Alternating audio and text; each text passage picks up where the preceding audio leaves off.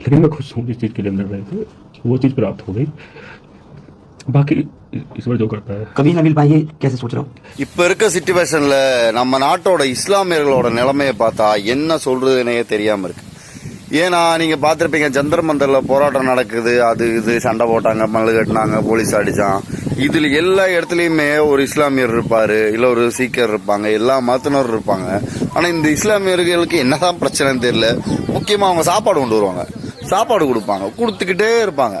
நான் இதை கண்கூட பார்த்திருக்கேன். நான் ஜல்லிக்கட்டு போராட்டத்துல சென்னையில இருக்கையில அண்டா வரும், அப்படி ஒரு 10 நிமிஷத்துல காலியாகவும் வெளியே கொண்டு போவோம். நம்ம தான் அந்த வேலை பார்ப்போம். அந்த விவேகானந்தர் சில முன்னாடி இருக்கும், மண்டபம் முன்னாடி இருக்கும்னு நினைக்கிறேன். அது முன்னாடி குடுக்கையில தம்பி அண்டாவை கொண்டு வந்துருக்கேன்னு கொண்டு போவங்களும் அடுத்த அண்டா வந்துடும், பிஸ்கட் பேக்கெட் வரும், தண்ணி வரும், என்னென்னமோ வந்துகிட்டே இருக்கும். இது வரைக்கும் அவர் யாருன்னே தெரியல. அந்த மாதிரி எக்கச்சக்கமான ஆளுங்க இருக்காங்க.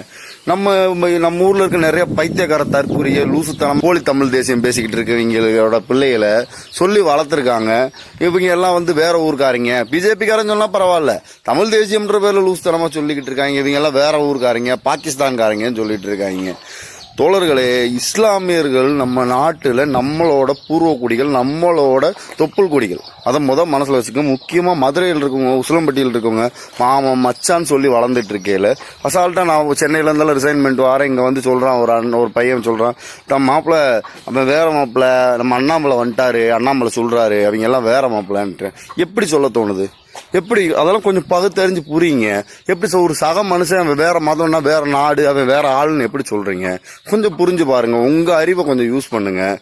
நம்ம எல்லாம் மாறுதட்டி சொல்லிக்கிட்டு இருக்கோம், நம்மளோட வேலு நாச்சியார் ராணியை வந்து மறைச்சிட்டாங்க, வரலாறை மறைச்சிட்டாங்கன்னு.